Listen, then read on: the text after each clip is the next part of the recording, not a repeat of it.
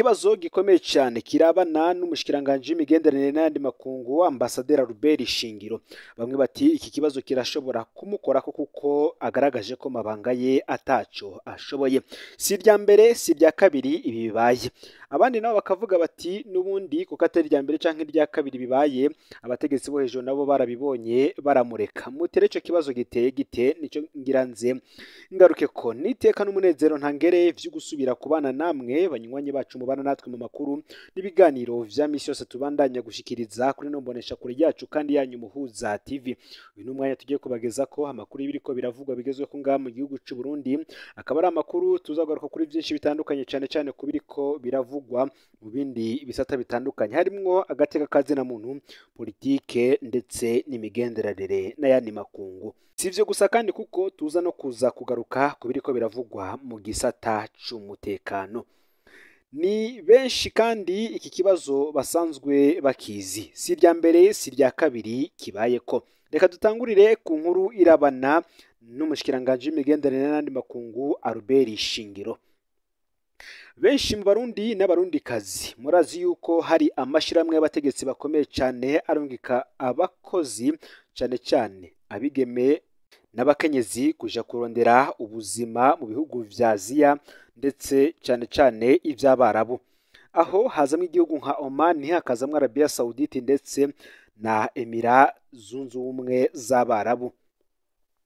Benshi mu bigeme ndetse n'abakenyezi bajayo baratabaza kubera ibibazo babahuriyeyo cyane ku birabana n'ugusinzikaza agateka k'akiremwa muntu ndetse n'ibindi vyinshi bitandukanye. Imbere ko tugaruka kuri iyi nkuru iraba umushikiranganje w'imigenderanire n'ayandi makungu Albert Shingiro, reka tubibutse ko kandi iki kibazo atari irya mbere kibaye kuko mu mezi aheze vyaravuzwe ko vyabaye mu gihugu ca Afrika y'Epfo, biravugwa ko vyabaye mu gihugu ca Tanzania ndetse no mu bindi bihugu bitandukanye harimwo n'igihugu ca Malawi. Benshi rero baratabaza uyu mushikiranganje gusa mu vyo akora mu mabanga arangura, ivyo bibazo vyose ntavyo yitaho. Ikibazo cy'uyu mwigeme rero kirashobora gutuma n'abandi Barundi bari mu makungu agiye atandukanye bari mu bihugu bitandukanye nabo batangaza ivy'akababaro kabo. Murano makuru tugiye kuza tubigaruke ko mu buryo burambuye. Muti rero uyu mwigeme ariko aratabaza umushikiranganje w'igihugu cy'u Burundi w'imigenderanire n'ayandi makungu Ambasaderi Albert Shingiro yitwa nde, arihe, arazirikiye kuki ariko aratabaza inzego nkuru z'igihugu. Murano makuru kandi si ivyo gusa kuko turaza no kugaruka ku biriko biravugwa mu gisata c'umutekano, aho tuza kuyabandaniza ku biriko biravugwa kumbonera kure zanungiswe mu gihugu ca Republika Iharanira Intwaro Rusange ya Kongo ngo zije gufashanya n'igisirikare c'u Burundi kugwanya umutwe witwaje ibigwanisho wa M23 ubarizwa mu buseruko bw'ico gihugu. Fyonde subscribe canke sabone niba utari wafyonda ko kugira ngo tuzucikanwa nadushikiriza usangiza no makuru bagenza aho bari hose kandi kugira ngo nabo baje barashikirwa nabiriko biravugwa bigezwe ko ngaha mu gihugu c'u Burundi mu butungane, umutekano ndetse no mu bindi bisata bitandukanye. N'umuza TV rero ndabaye kaze muri ano makuru. Reka dutangure kuri iki kibazo kiraba umushikiranganje w'imigenderanire n'ayandi makungu. Mamerite Niyonzima niwe ariko aratabaza umushikiranganje Albert Shingiro. Uyu Mamerite Niyonzima amaze amezi 9 apfungiwe ku kibuga c'indege ca Dubai. Mamerite Niyonzima ni umwigeme w'imyaka 28 avuka muri quartier Nyamugari mu gisagara ca Gitega, asanzwe abi Dubai muri Emira zunze ubumwe z'Abarabu. Uyu mwigeme avuga ko yafashwe muri gitugutu umwaka uheze w'ibihumbi 2024 avuye mu Burundi. Yafatiwe ku kibuga c'indege ca Dubai niho agipfungiwe kugeza ubu. Avuga ko ariko ararenganywa, yifuza ko ubuserukizi bw'u Burundi bwo mugendera akabere k'ingene yarenganijwe. Akaba kandi yifuza ko ubutumwa bwe bushikira umushikiranganje Albert Shingiro kugira arungike abaserukira Burundi i Dubai. Reka tugaruke rero kukungene Mamerite Niyonzima asigura ivyamushikiye. Kugenekerezo ya 19 gitugutu umwaka w'ibihumbi 2024 Mamerite Niyonzima yafatiwe ku kibuga c'indege ca Dubai. Avuga ko yajanywe mu biro bikuru ku kibuga c'indege amenyeshwa ivyangombwa vyiwe ko vyakoreshejwe mu kudandaza urumogi. Mamerite Niyonzima avuga ko amatohoza atashoboye kwerekana ivyo bamwagiriza. avuga ko ku bandi iyo atacemezo kiriho baca bari kugwa ariko we yagumye apfunzwe. Ku igenekerezo ya 13 Ntwarante uyu mwaka w'ibihumbi 2025 Mamerite Niyonzima yaraburanye imbere y'umucamanza. Ku igenekerezo ya mbere Rusama uyu mwaka w'ibihumbi 2025 yarasubira aritaba umucamanza bamubwira ko urubanza ruzosomwa itariki y'17 uku kwezi kwa Ruheshi umwaka w'ibihumbi 2025. Ku igenekerezo ya 17 Ruheshi uyu mwaka yarashitse. Irashika Mamerite Niyonzima avuga ko atahawe ivyavuye mu rubanza, ariko umupolisi yamubwiye ko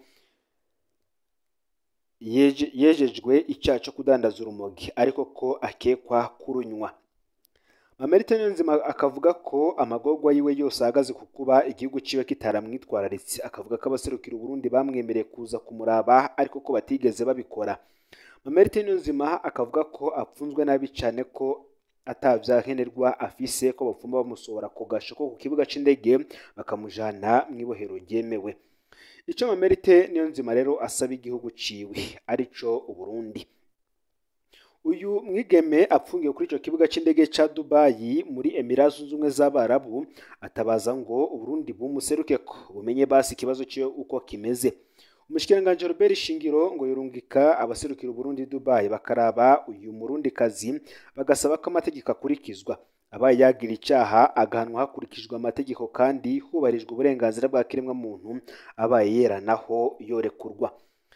Reka kuri bamwe bazi ivy'ubutungane kandi mabwire yuko Mamerite Niyonzima apfungiwe mu gasho ka terminali ya kabiri ku kibuga c'indege ca Dubai. Dosiye yiwe ikaba ifise nimero 1-8-3-2-2024.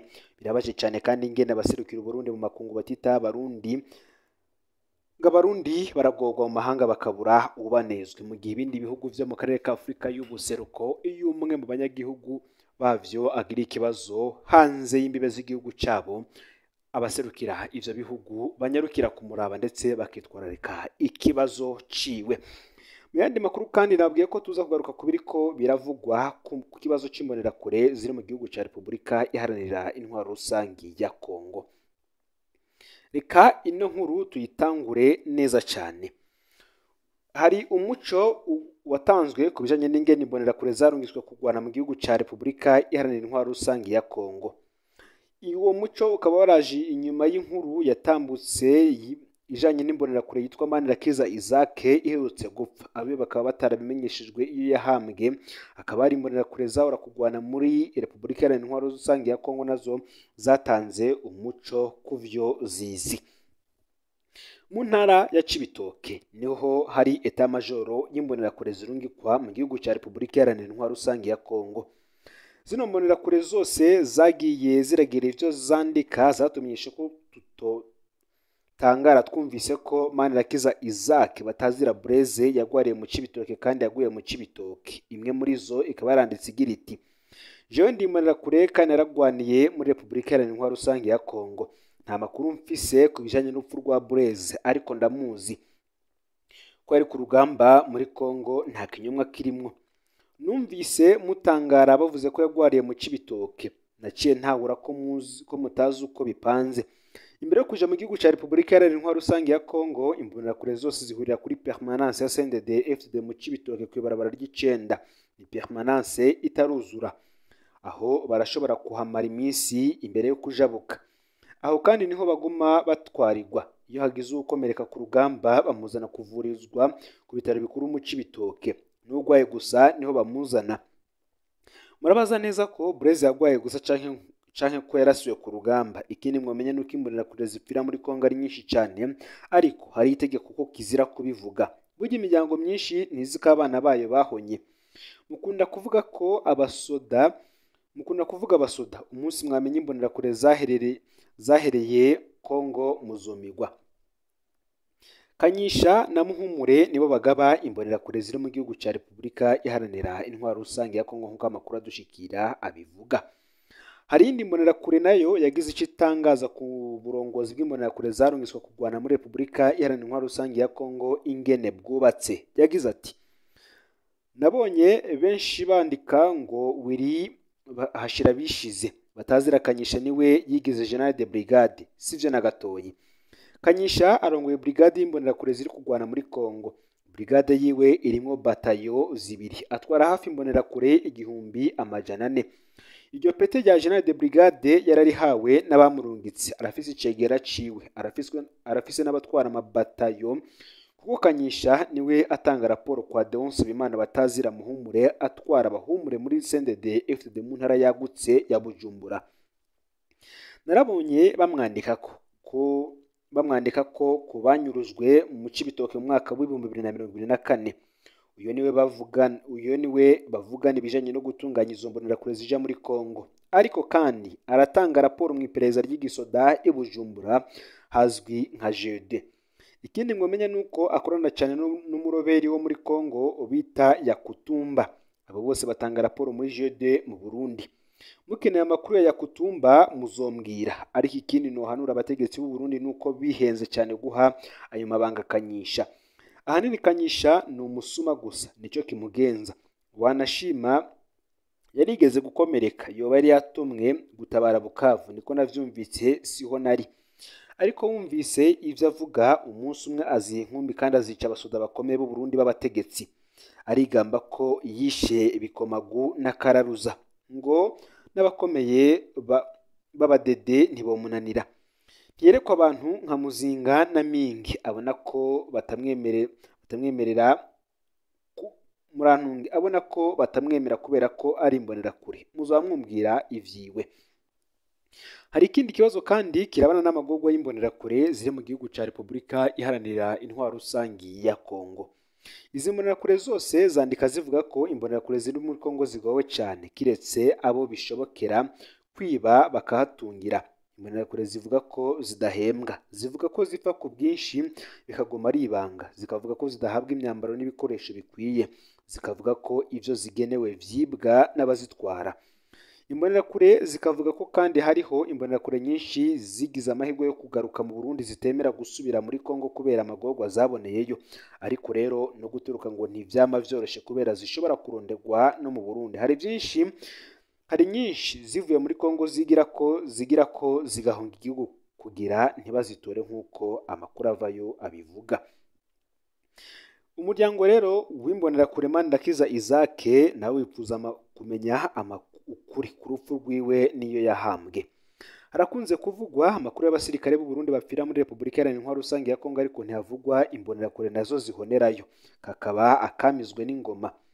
Ni mu gihe hari amakuru twigeze kubabwira imbonerakure yamaze abantu mu Burundi yitwa Willy Habarishize batazira Kanyisha, ubutwari imbonerakure ziri kugwana muri Wazalendo muri Kongo. Akaba ari ipeti rya General de Brigade nk'uko nabigarutseko. Bamugendanira rero niho harimo imbonerakure yitwa Manirakiza Isaac batazira Blaise. Umuryango uherutse guhabwa amakuru kuwabo yapfuye kuwa kabiri uheze, acarahambwa mu Cibitoke ca Rugombo. Ahandi babwirwa ko yatawe muri Repubulika Iharanira Intwaro Rusange ya Kongo ngo ntibatahanwa, ngo ni ifumbire rya Kongo. Umuryango uri mu gahinda, ukaba ukeneye nawo kumenya ukuri kuwabo. Muti rero Manirakiza Isaac ninde? Abiwe bagiranya ko afise imyaka 30, avuka muri komine Buhiga mu ntara Karusi, akaba afise urugo mu Kinama mu buraruko bw'igisagara ca Bujumbura. Aho mu Kinama nyene niho yakora ibikorwa vy'imbonerakure, mu nyuma aja mu gihugu ca Kongo, aho yari asigaye mu bagendanira imbonerakure yigize General de Brigade uwitwa Willy Habarishize batazira Kanyisha. Kanyisha azwi mu mabi menshi cyane yakoreye mu Burundi, mu kwica, mu kwiba, mu kunyuruza abantu bakabugwa irengero. Kanyisha kandi yarafunzwe kenshi kubera ubusuma, ariko ntigeze amara kabiri mu ibohero rya Mpimba kubera ibikorwa akorana n'urwego rw'iperereza. Runo rupfu rwa Manirakiza Isaac ngo rumwe igipfungu cyinshi. Urupfu rwamenyeshejwe umuryango umuhisi mu ntara ya Karusi. Umuryango wabwiwe ko Manirakiza Isaac batazira Blaise yagwariye mu ntara ya Cibitoke, hanyuma arapfa, hacatangwa itegeko ryo kumuhamba ubwo nyene rivuye hejuru. Izindi mbonerakure zivyumvishe zarumiwe, cyane cyane izo bakoranye mu Kinama ca Bujumbura. Ntivyumvikana ingene inkuru yatanzwe Karusi ntiyatangwa ku rugo rw'umuhisi mu Kinama. Ntivyumvikana ingene yagwariye mu Cibitoke biwe ntibabimenyeshwa. Ntivyumvikana ingene yoba yahambwe mu Cibitoke inshuti n'abagenzi badahari. umwe mu mbonerakure we yatwandikiye yagize ati hari n'amakuru twagiye turonka avuga ko batigeze bamuzana mu Burundi ahubwo ngo ni ifumbire rya Kongo. Abo nabo bavuga ko bamuhamvye mu Cibitoke. Umuryango w'umuhisi n'abaryango biwe turasavye basi batwereke imva yiwe tugende tumunamire. Twuzuye agahinda kumva uwaca agenda gutyo ntituronke umuco na mukeyi. Ngibireye byatangajwe na mugenzi w'imbonderakure n'ubundi nawe yagiye kurwana mu gihugu ca Repubulika iharanira intwaro rusangi ya Kongo mu gihe yariko arashinga intaye ku mabi yoba yarashikiriye ndetse ku kibi kibishe coba carakorewe iyi mbonderakure Manirakiza Isaac yahora igendanira uyu yitwa Kanyisha yihaye ipeti rya General de Brigade ku rugamba bariho mu gihugu ca Repubulika Iharanira Intwaro Rusange ya Kongo. Akaba nawe wigamba kuba yaragize uruhara mu rupfu rwa Kararuza ndetse n'abikomagu. Ngo rero amakuru yaragezwe ko muri kano kanya ufyone subscribe canke s'abone niba utari wafyinda kubwira ngo tuje ucikanwa nadushikiriza usangiza no makuru bagenzi aho bari kugira ngo nabo baje barashikirwa n'abiriko biravugwa bigezwe ko ngaha mu gihugu cy'u Burundi hanze y'imbibe z'igihugu cy'u Burundi ndetse no makungu ya kure. Numpuza TV rero Imana ibahezagire mu bikorwa byanyu vya misi yose muriko murakora.